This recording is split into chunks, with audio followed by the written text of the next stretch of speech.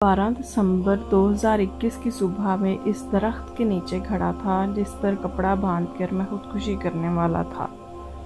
میرے پاس خودکشی کے لیے رسی اور زہر خریدنے کے بھی پیسے نہیں تھے۔ اپنی بیوی کا پرانا دوپٹہ اپنی قمیض میں چھپا کر گھر سے نکلا۔ میری 7 بیٹیاں سوچ رہی تھیں کہ میں کوئی مزدوری ڈھونڈنے گھر سے باہر جا رہا ہوں اور واپسی پر ان کے لیے کھانا لاؤں گا۔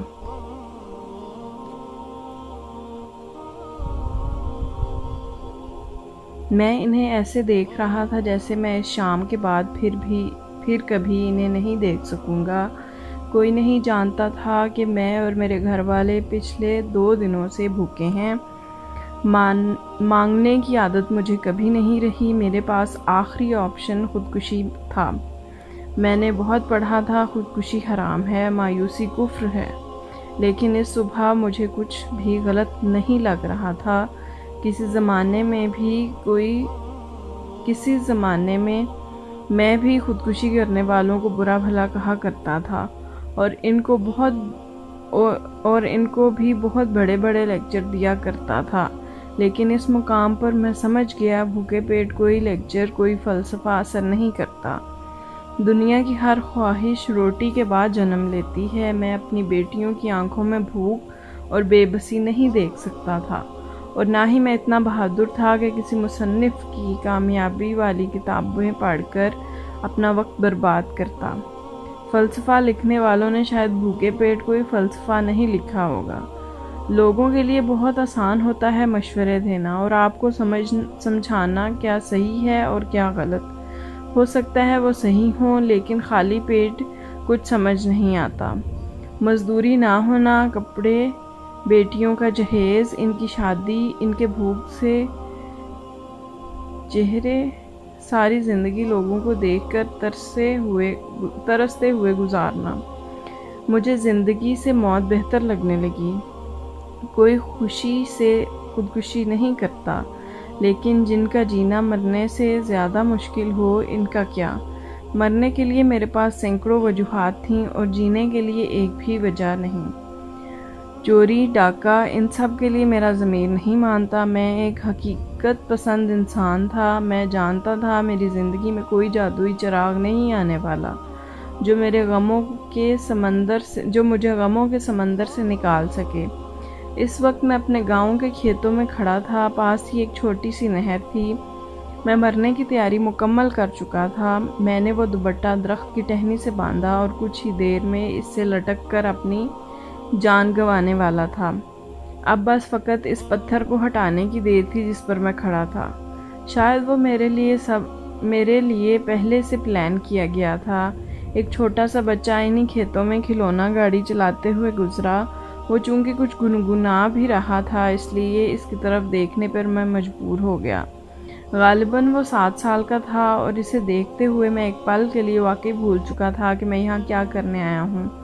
اس بچے نے بھی شاید میری طرف دیکھنا محسوس کر لیا، تب ہی اس نے پلٹ کر مجھے اوپر سے نیچے دیکھا اور میں بھی اسے دلچسپی سے دیکھنے لگا۔ وہ بھی وہیں کھڑا رہا اور میں اس کے جانے کا منتظر تھا، کیونکہ اس کے بعد ہی میں اطمینان سے خودکشی کر سکتا تھا۔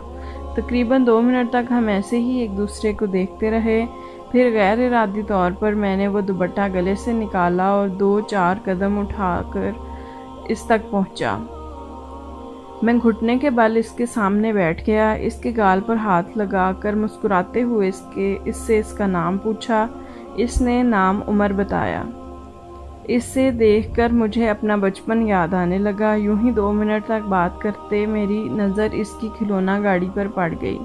وہ مٹی کا بنا ہوا کھلونا تھا۔ اسے جتنی خوبصورتی سے بنایا گیا تھا، لگ نہیں رہا تھا کہ وہ مٹی سے بنا ہے۔ جب میں نے بچے سے اس کی قیمت پوچھی تو میں حیران رہ گیا۔ اس نے 50 روپے بتائی، جبکہ اس میں زیادہ 5 روپے کا سامان لگا تھا۔ وہ گاڑی واقعی بہت خوبصورت تھی۔ بہت بار راستے ہوتے نہیں، لیکن بنانے پڑتے ہیں۔ بس ہماری ذرا سی نظر کی بات ہوتی ہے اور سب کچھ ہمیں صاف نظر آتا ہے۔ ہر انسان سب کچھ نہیں کر سکتا، لیکن کچھ نہ کچھ ضرور کر سکتا ہے۔ ایسا تو ہو ہی نہیں سکتا کہ کسی انسان میں کوئی ٹیلنٹ نہ ہو۔ اور دوسری بات، جادو نہیں ہوا کرتے، ایسے معجزات نہیں ہوتے جن سے ہم اپنے مسائل سے فوراً نکل کر خوشیوں کی ایک وادی میں پہنچ جائیں۔ یہاں لڑنا پڑتا ہے، محنت کرنی پڑتی ہے۔ اس بچے کے جانے کے بعد میں درخت کی ٹہنی سے وہ دوپٹہ اتار رہا تھا۔ مجھے خود یقین نہیں آ رہا تھا کہ تھوڑی دیر پہلے میں دل و جان سے خودکشی کے ارادے سے یہاں آیا تھا، اور میں واقعی خودکشی بھی کر لیتا اگر عمر میری زندگی میں نہ آتا۔ ہر کسی کی زندگی میں نہ تو عمر آتا ہے اور نہ ہی عمر و عیار کوئی خزانوں سے بھرا ہوا تخت۔ خودکشی سے پہلے ہمیں ایک سیکنڈ کے لیے ضرور سوچنا چاہیے، کیونکہ خودکشی سے پہلے ایک راستہ ضرور ہوتا ہے۔ میں وہیں اس نہر کے پاس مٹی سے کھلونا گاڑی بنانے لگا، پاس سے لکڑی اور میری بیوی کا دوپٹہ جسے چرا کر میں خودکشی کرنے والا تھا، اس کے ٹکڑے کر کر کے میں ان گاڑیوں میں بڑی خوبصورتی سے لگائے۔ میں اتنا ذہین تو نہیں تھا کہ ایک بار دیکھ لینے پر وہ سب کچھ بنانا سیکھ جاتا، لیکن اس وقت حالات اور مقام ایسا تھا کہ میں صرف ایک بار دیکھ لینے کے بعد نہ صرف اس جیسا بلکہ اس سے اچھی کھلونا گاڑی بنا چکا تھا۔ میں نے اس صبح 12 گاڑیاں بنائیں اور ان کو سوکھنے کے لیے دھوپ پر رکھ دیا۔